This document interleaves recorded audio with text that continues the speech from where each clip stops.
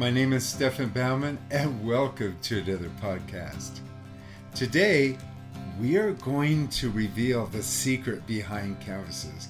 Whether it's a good investment or not, there are better ways to put painting on canvases, and we're going to reveal that today. And later on, I'm going to discuss a little bit about that whole philosophy.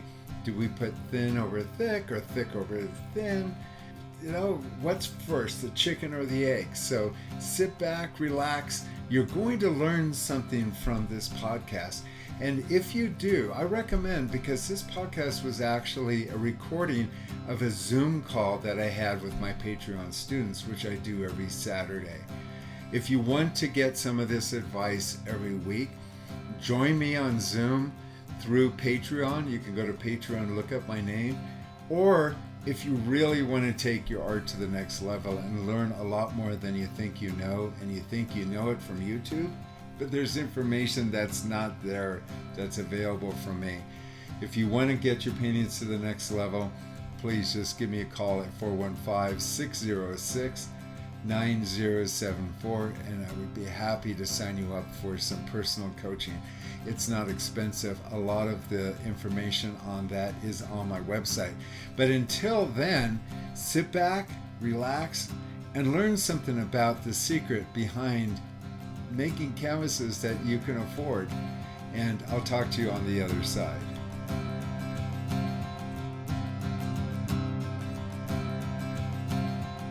Imagine most of you are upwards of 50 to 60, somewhere around there. So some of you will recall this. So back in the day when we were younger, we had cassette tapes and 8-track tapes. And then we went to records. Some of you might even remember the old 78s, but we had 33s.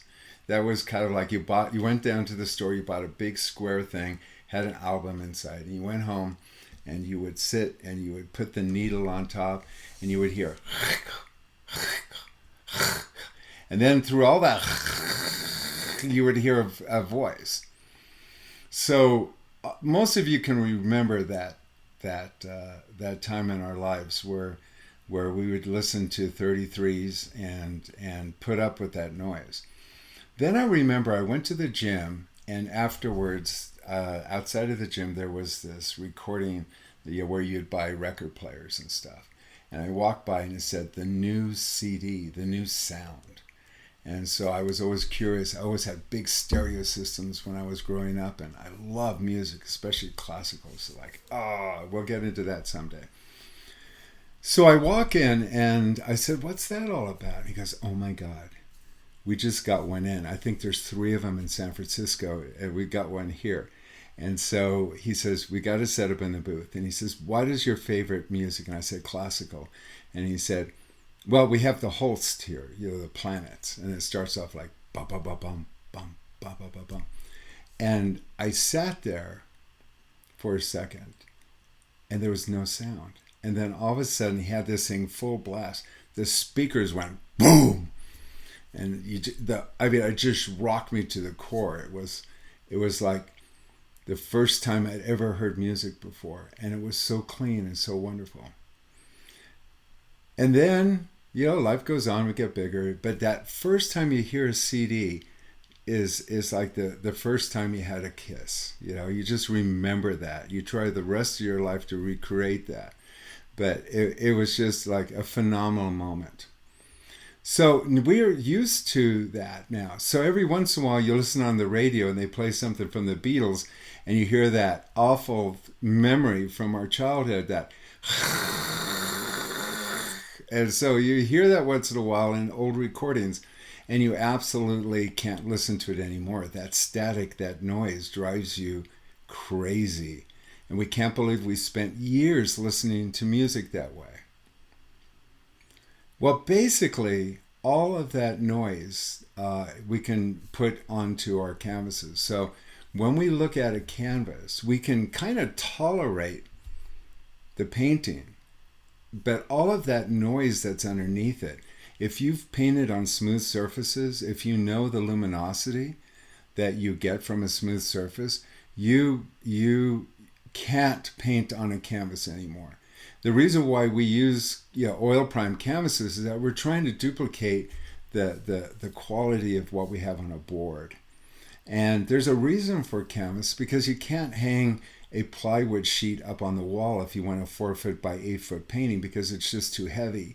And our walls aren't built for that. And even it's impractical to ship that if you got a commission for a king or a queen or a church. You can't hang a board like that.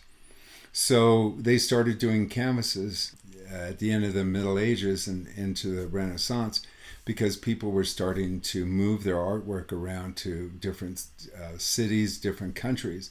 And they started figuring out that canvases were the best way to do that. But they would always finish them so that they were finished like a board.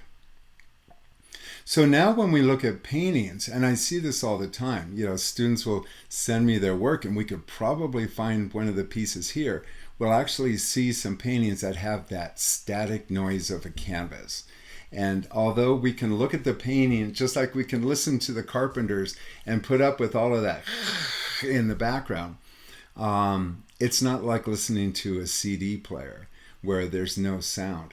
And people go, well, it's the way I took the light. Yeah, it kind of shows the canvas texture. But what you got to kind of realize that, you can kind of move the painting around and eliminate all that texture. But the reality is people are walking back and forth, looking up and down, and they see the texture. That texture is seen. We put up with it because that's part of the art, but the texture is still there. So what we're trying to get at here is like, what should we paint on?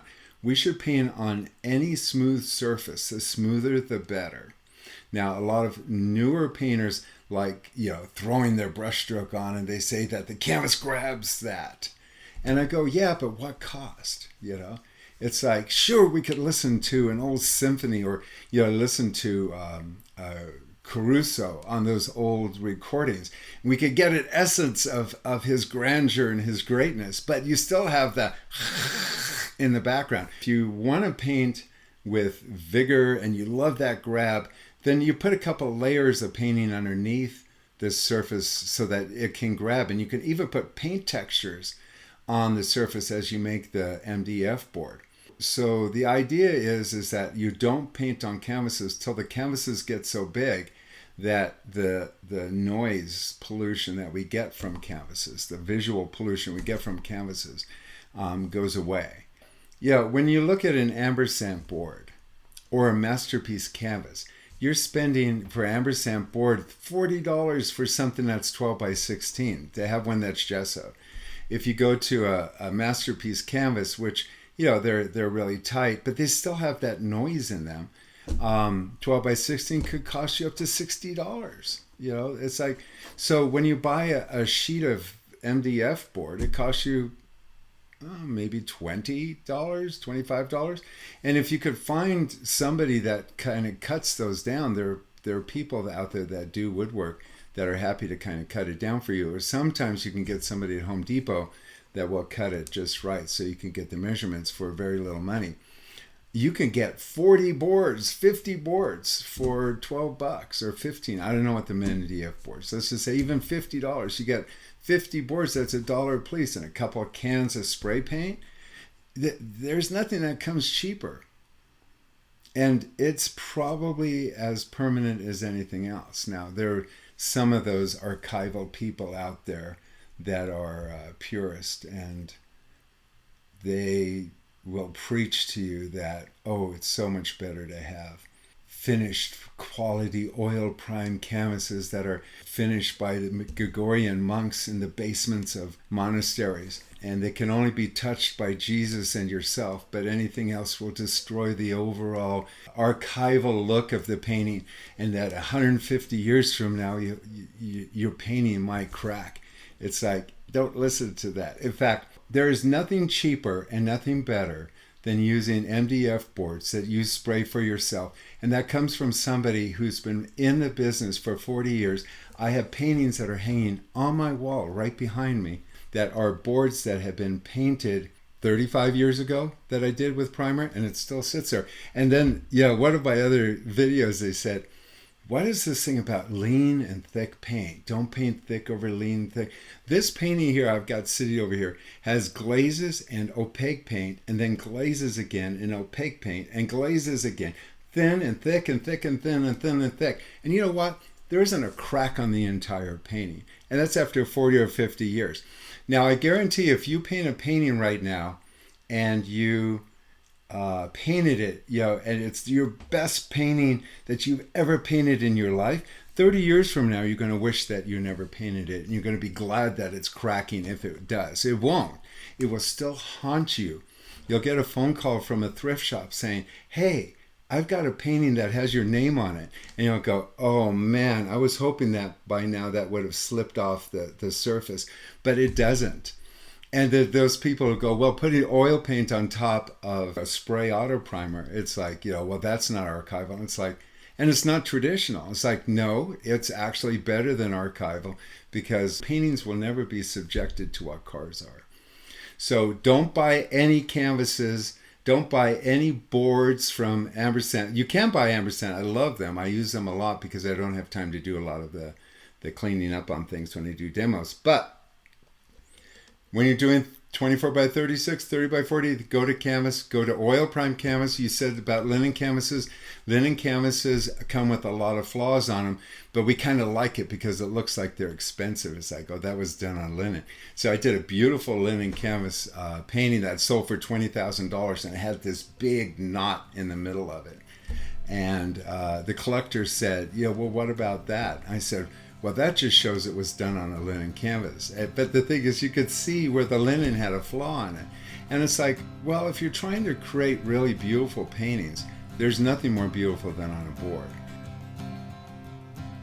So wasn't that an interesting topic? Should we paint lean over thick, thick over lean, or should we just give the whole idea up? Believe me, artists have been working with paints for years, and it's not unusual for artists to put thin paint over thick and thick over thin. I don't know where that whole concept comes, because when I look at a Rembrandt, there's a lot of different things going on and lots of layers. Maxwell Parrish painted in lots of different layers of paint. Thin, thick, thick, thin, didn't matter. And canvases, oh my God, quit spending all that money. If you're going to buy a canvas, buy larger canvases. That makes sense. But if you're going to work up to about a 24 by 30 or a 24 by 36, you can get away with putting it on an MDF board or a masonite board. And I highly recommend save your money. You're going to get a better quality painting on top of an MDF board that's sprayed with auto primer. Yeah, auto primer of all things. Think about it. What's more permanent than the outside of your car? Believe me, you will find that once you get used to the brush strokes on it, it's a little hard to get used to it. You might be able to rub it down some so that the paint adheres a little bit better to it.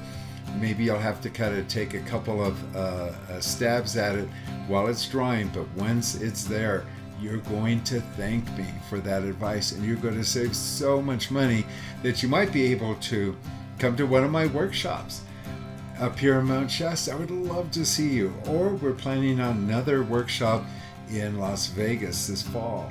And if that's not enough, we're even considering going to Hawaii. So all that information is on my website at www.stefanbaumann.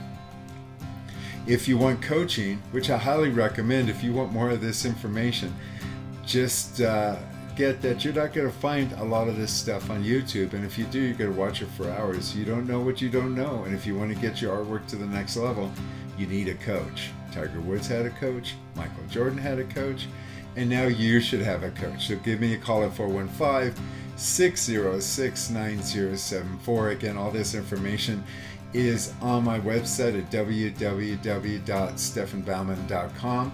You can also join me on Patreon. And I also have my podcast, which a lot of you are listening to right now. And I have a new book coming out this spring. It is called The Ultimate Field Guide to Plein Air Painting. And it's going to be amazing when it hits the market. So if you're interested in that, keep an eye out open for it. And I would love to send you a copy. In the meanwhile, just remember to go to your studio or outside, and always remember to paint with passion. You have a magnificent painting day, and I look forward to talking with you real soon.